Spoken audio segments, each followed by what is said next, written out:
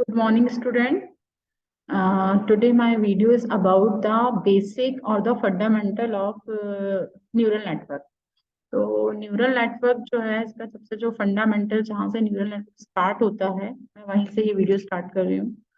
तो what is a neural network? Actually neural network का जो वर्ड है न्यूरल, न्यूरल बना है न्यूरॉन से।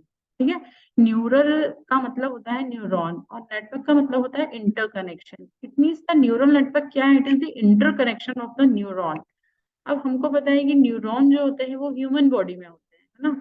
तो क्योंकि हम क्या पढ़ रहे हैं, this is the chapter of artificial intelligence. तो आर्टिफिशियल इंटेलिजेंस मतलब कि कहीं नेचुरल इंटेलिजेंस होगा। तो नेचुरल इंटेलिजेंस में होता है आपका न्यूरॉन। ठीक है, नेचुरल इंटेलिजेंस मतलब हमारा ह्यूमन ब्रेन। ह्यूमन ब्रेन जो होता है उसका जो सबसे स्मॉलेस्ट पार्टिकल होता है दैट इज न्यूरॉन। तो न्यूरॉन की जो वर्किंग है वही हमारे ह्यूमन ब्रेन की वर्किंग है। तो न्यूरॉन जो ह्यूमन ब्रेन में होता है वैसा ही न्यूरॉन हम आर्टिफिशियली डेवलप करना चाहते हैं, तो इसलिए हम उसको बोलते हैं आर्टिफिशियल न्यूरल नेटवर्क।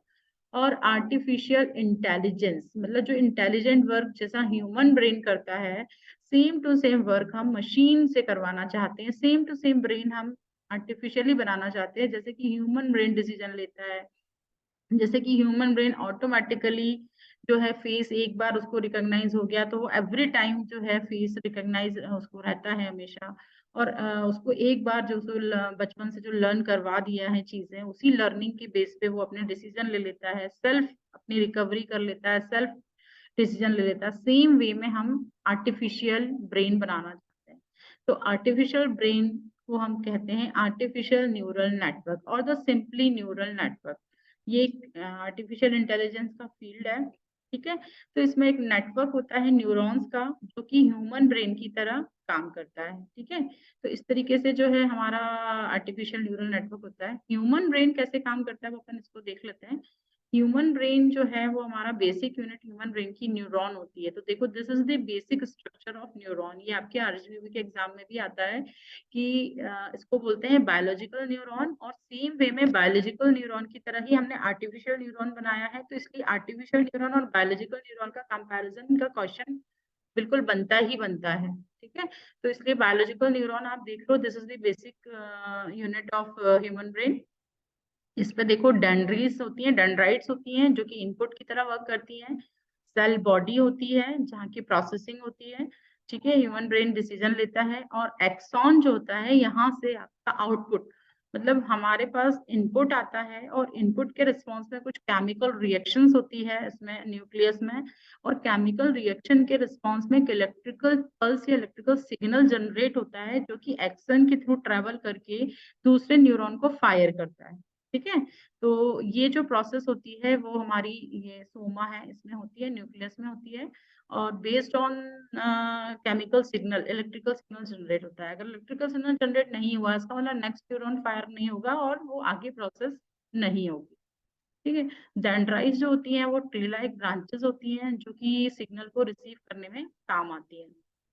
यहाँ से रिसीविंग होती है and it is responsible for processing of information they have received from dendrites. It is just like the cable through the which neuron send the information. और ये इसी का सेम जो है प्रोटोटाइप हमने जो बनाया है that is the artificial neuron.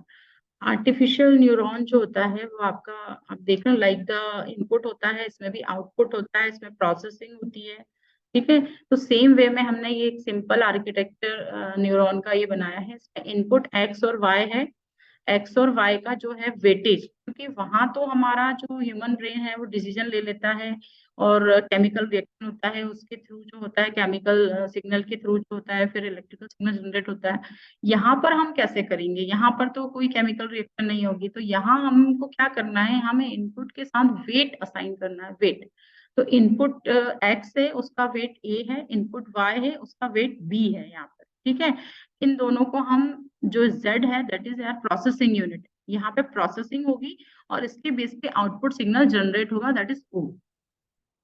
तो ये जो Z है इस पे प्रोसेसिंग कैसे होगी, that is the processing unit. इस पे input multiply by weight, her input जो है अपने वेट से मल्टीप्लाई होगा और देन सबका सम होगा। सबका सम होने के बाद जो सम होता है उसके ऊपर हम कुछ फंक्शन लगाते हैं, मतलब आउटपुट जो होता है वो जो नेट सम आया है उसके ऊपर जो एक फंक्शन लगता है, output is equals to function bracket में नेट इनपुट। तो that is very very important thing, आपको लिखना है अगर ये एग्जाम में आता है तो।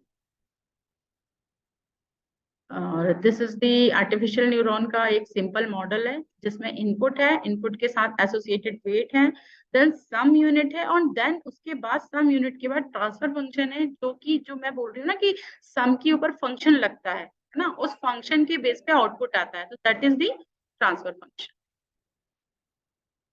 नाउ द आर्किटेक्चर जो है मैं इसका नेक्स्ट वीडियो में शेयर करूंगी।